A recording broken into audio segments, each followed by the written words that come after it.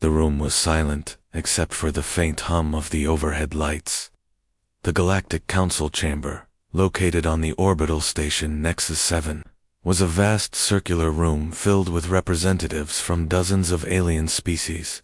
Each delegate sat at their designated place, some in sleek metallic chairs, others hovering slightly above the floor due to their unique physiology. At the center of it all stood Daniel Harper, the human ambassador. His face was calm, but his eyes betrayed a flicker of unease as he faced the council. Daniel cleared his throat and adjusted his suit before speaking. "We have heard your proposals," he began, his voice steady but firm, "and we appreciate the efforts you have made to include humanity in these discussions." He paused, glancing around the room. Every set of eyes or equivalent sensory organs was fixed on him.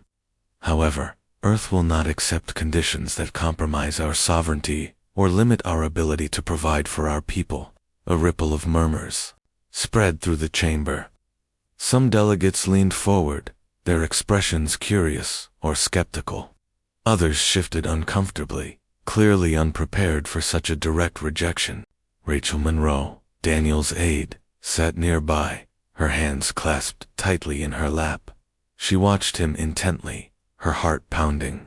This moment had been inevitable, yet she couldn't shake the feeling that something irreversible was about to happen. "The treaties you propose," Daniel continued, raising his voice slightly to ensure he was heard over the growing chatter, "are impractical and unfair. Humanity has worked tirelessly to secure its place among the stars, and we will not bow to foreign dictates that hinder our progress." With that final statement, he stepped back and took his seat. The reaction was immediate. A representative from the Zorathians, a tall, insectoid creature with shimmering exoskeleton, rose sharply, mandibles clicking in agitation. "This arrogance is intolerable," Kelver hissed, their translator device struggling to keep up with the rapid speech. "Your refusal undermines the stability of this council and jeopardizes countless lives." On the other side of the chamber, Elder Silas, of the Lumari, floated gently, their translucent form glowing faintly. "Perhaps there is still time for reason," they said softly, their tone soothing yet firm. "Diplomacy requires patience and understanding. Let us not abandon hope so quickly." But Daniel remained unmoved. He leaned back in his chair, arms crossed, projecting an air of defiance. Around him, the chamber descended into heated debate. Delegates shouted over one another, voices overlapping in a cacophony of frustration and disbelief. Rachel felt a knot tighten in her stomach. She had believed in Daniel's conviction when they first arrived, but now doubt crept in. Was this truly the best path forward? As the session dragged on, it became clear that no resolution would be reached today. The moderator called for a recess, and the delegates began to disperse. Rachel caught sight of Ethan Blake, another human diplomat, lingering near the exit. He gave her a sympathetic look, silently acknowledging the weight of what had just transpired. Outside the chamber, the corridors buzzed with activity. News of humanity's rejection was already spreading, carried by envoys and observers alike. For better or worse, Earth had made its stance known, and as Rachel walked beside Daniel, she couldn't help but wonder if they had just ignited a firestorm they wouldn't be able to contain. Back on Earth, the reaction to Daniel Harper's bold declaration at the Galactic Council was swift and polarizing. In the grand halls of the United Nations headquarters in New York, President Laura Hayes stood before a packed assembly of senators and reporters. Her expression was calm, but her words carried an unmistakable edge. "Ambassador Harper acted in the best interest of humanity," she declared, her voice echoing through the chamber. "We cannot allow ourselves to be bound by rules that stifle our growth or endanger our future." The audience erupted into applause, though not everyone clapped. Opposite her, Samuel Carter, the leader of the opposition, sat with his arms crossed, his face grim. When given the chance to speak, he wasted no time voicing his dissent. "What Harper did was reckless," Samuel said, his tone sharp. By rejecting diplomacy, we've isolated ourselves from potential allies. This isn't strength, it's arrogance, and it will cost us dearly. His words struck a chord with some, drawing murmurs of agreement from those who feared the consequences of alien retaliation. Outside the political arena, ordinary citizens were just as divided. In bustling cities, people gathered around large screens displaying news updates from Nexus 7. Some cheered Daniel's defiance, seeing him as a hero standing up for human pride. About time someone told them where to go, muttered Mike, a construction worker watching the coverage in a crowded cafe. Others, like Sarah, a school teacher sitting nearby, shook their heads in dismay. "This is going to end badly," she said quietly. "We can't fight everyone out there alone." Meanwhile, behind closed doors, military leaders were preparing for the worst. General Matthew Cole paced the floor of a secure briefing room, flanked by officers and advisors. Maps of Earth's borders and nearby star systems covered the walls, dotted with red markers indicating potential conflict zones. "If tensions escalate, we need to act first," Matthew said firmly. "We can't afford to wait for them to strike." His subordinates nodded, though some exchanged uneasy glances. The general's aggressive stance was gaining traction among top brass, even as others warned of overreach. In quieter moments, Rachel Monroe found herself reflecting on the chaos unfolding around her. Back in her small apartment in Washington, D.C., she stared out the window at the city skyline. Her mind replayed Daniel's speech, word for word. She had believed in his conviction at first, but now doubts gnawed at her. Was this truly the right path? The memory of Elder Silis's plea for patience lingered in her thoughts, haunting her like a ghost. Her phone buzzed, breaking the silence. It was Ethan Blake calling. Rachel hesitated before answering, unsure if she wanted to talk. "Hey," Ethan said when she finally picked up. "How are you holding up?" His voice was gentle, almost fatherly. "Not great," Rachel admitted, sinking onto the couch. "I keep thinking about what happened. What if we made a mistake?" Ethan sighed. "It's done now. All we can do is try to fix things moving forward." There was a pause. Then he added, No, not all aliens are bad. Some of them genuinely want peace. Maybe there's still a way to reach them." Rachel bit her lip, considering his words. She knew Ethan was right, but the question remained. How? With Daniel doubling down on his hardline approach and the government backing him, finding common ground seemed impossible. Yet, as she ended the call and stared at the stars twinkling faintly in the night sky, a tiny spark of hope flickered within her. If anyone could bridge the gap between humans and the rest of the galaxy, perhaps it would have to be her. News of humanity's rejection at the Galactic Council spread like wildfire across the galaxy. On distant planets and orbital stations, alien leaders gathered in private chambers to discuss the implications. The Zorathians were among the first to react. In their hive-like capital city, Kelver addressed a swarm of warriors, their chitinous bodies glinting under harsh artificial lights. "This proves what we have always suspected," Kelver declared, their translator crackling with emotion. "Humans are dangerous and cannot be trusted. They must be stopped before they grow stronger." The sentiment resonated with many Zorathians, who had long viewed humanity's rapid expansion as a threat. Plans for retaliation began almost immediately, fueled by centuries of distrust toward younger species. Across the galaxy, however, not all reactions were so hostile. On the lush, forested world of Lumeris, Elder Silis convened an emergency meeting of the Lumori Council. Floating gracefully above a circle of glowing crystals, they spoke softly but urgently. "We must not let fear dictate our actions," Silius urged. "Violence will only lead to more violence. Let us extend another hand of peace while there is still time." Despite these efforts, tensions continued to rise. The Vorlok Empire, one of the most powerful factions in the galaxy, remained silent at first. Their Emperor Varnak was known for his calculated approach to conflict. When he finally addressed the issue, it was through a formal broadcast transmitted to every corner of the galaxy. The Vorlok Empire declares neutrality in this matter, Varnak announced, his deep voice resonating through countless speakers. However, we warn all parties involved. Instability weakens us all. Any act of aggression will be met with swift consequences. Back on Earth, Daniel Harper watched these developments unfold from his office in Geneva. He scrolled through reports of alien outrage and military mobilizations, his jaw tightening with each update. To him, the reactions only confirmed his belief that humanity was surrounded by enemies. Rachel Monroe, seated across from him, felt her unease grow. She tried to voice her concerns, but Daniel cut her off. "They're just posturing," he said dismissively. "Let them talk. We've shown them we won't back down." Rachel wasn't so sure.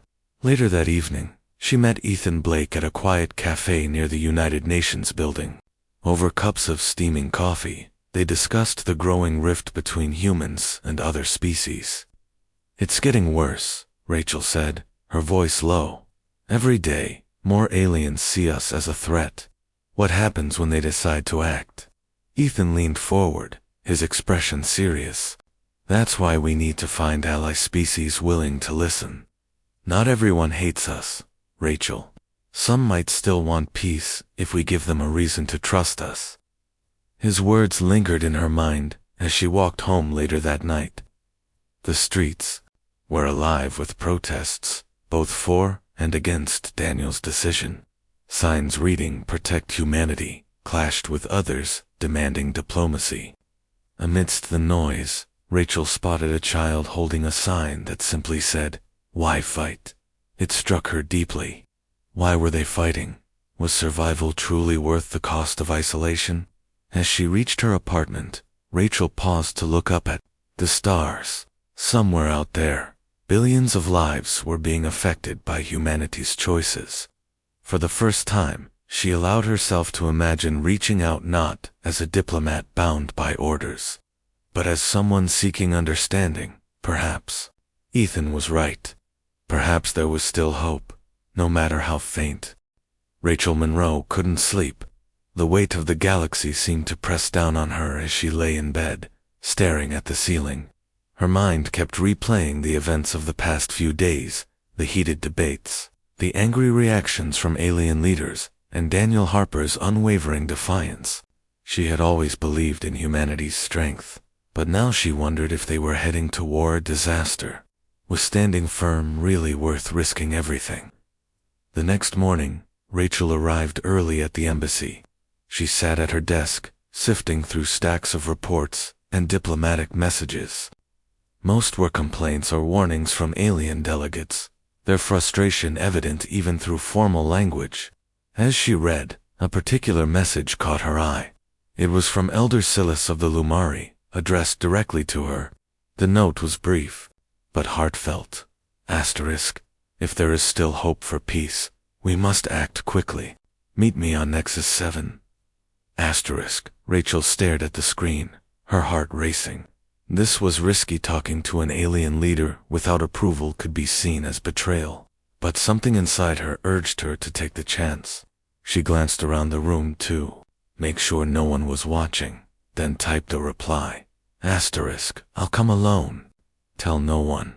Asterisk. Later that evening, Rachel boarded a small shuttle bound for Nexus 7. She told Daniel she needed a break to clear her head, which wasn't entirely a lie. The journey gave her time to think. What would she say to Celia? Could she'll really make a difference? Or was this just a futile attempt to fix something broken beyond repair? When she arrived, the station felt eerily quiet. Alien workers moved about their tasks, but the usual buzz of activity was muted. Rachel followed the directions Silas had sent, and found herself in a dimly lit observation deck overlooking the vastness of space.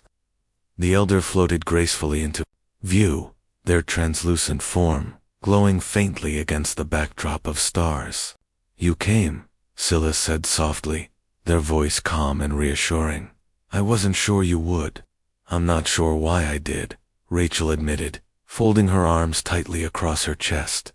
Things are complicated back home. People aren't ready to listen. Silas nodded slowly, as if understanding her struggle. Peace is never easy, especially when fear drives decisions. But it begins with trust. If you can show your people and ours that dialogue is possible, perhaps others will follow. Rachel hesitated, unsure how to respond. It's not just about convincing my side. Many aliens see us as enemies now. How do I change that? By being honest, Silas replied. Tell them the truth about your fears, your hopes. Let them see that humans are more than conquerors. You have kindness, creativity, resilience. Show them that. Their words struck a chord deep within her. For so long, humanity had focused on defending itself, often forgetting the value of connection. Maybe it wasn't too late to remind everyone, including herself, of what united them rather than divided them. As they spoke further, Rachel began to feel a flicker of hope. When the meeting ended, Silas handed her a small crystal pendant, a token of goodwill, they explained. Keep it close. It may remind you of what we've discussed.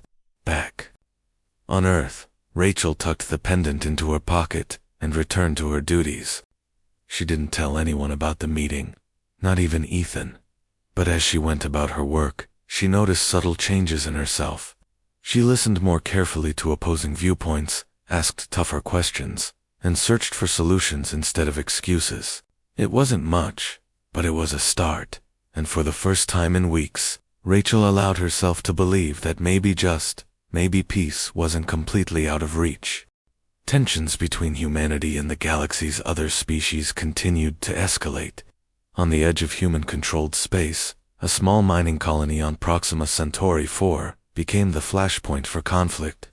The colonists had been working tirelessly to extract valuable minerals when disaster struck. A swarm of rogue Zorthian drones descended without warning, attacking the facility with devastating precision. By the time the attack ended, dozens of miners lay dead, and much of the colony was in ruins. News of the assault reached Earth within hours, sparking outrage across the planet. Videos of burning structures and grieving families circulated widely, fueling public anger. General Matthew Cole wasted no time responding. Seated in a secure command center, he addressed his officers with steely determination. This wasn't just an isolated incident, he said, pointing to a holographic map of the region. It's a message, a challenge. If we don't respond, they'll see us as weak. Against the advice of diplomats like Rachel Monroe, Cole ordered a preemptive strike on a nearby Zorthian outpost, suspected of coordinating the attack. The operation was swift and brutal. Human warships launched waves of missiles, obliterating the outpost in a matter of minutes. The move was intended to send a clear message. Humanity would not tolerate aggression. But the fallout was far worse than anyone anticipated. Across the galaxy, alien leaders condemned the strike as unprovoked and reckless. Even the Lumori, who had previously advocated for peace, expressed deep concern. This cycle of violence must stop, Elder Silas pleaded during an emergency council session. Every act of retaliation only leads to more suffering. Daniel Harper tried to justify the attack, arguing that it was necessary for some.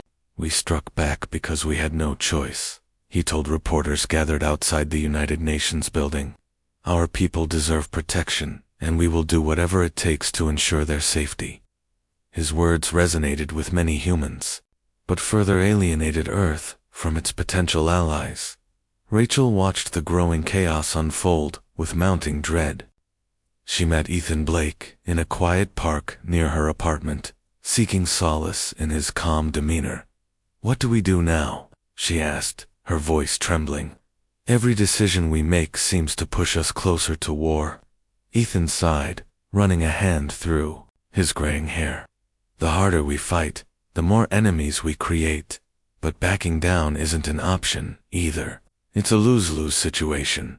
As if to confirm their fears, another crisis erupted. The Galactic Council convened once again, this time under heavy security. Alien delegates filled the chamber, their expressions ranging from fury to despair. When Daniel took the floor, he refused to apologize for the strike or withdraw forces from contested regions. "We won't back down," he declared, his tone defiant.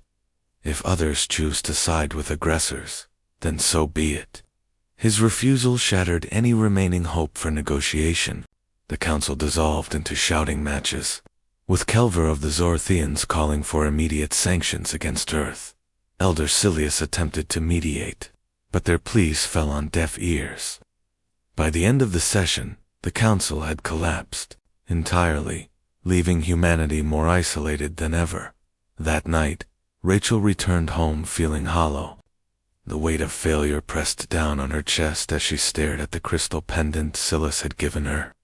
She had hoped to build bridges, but instead, the gaps between species seemed wider than before.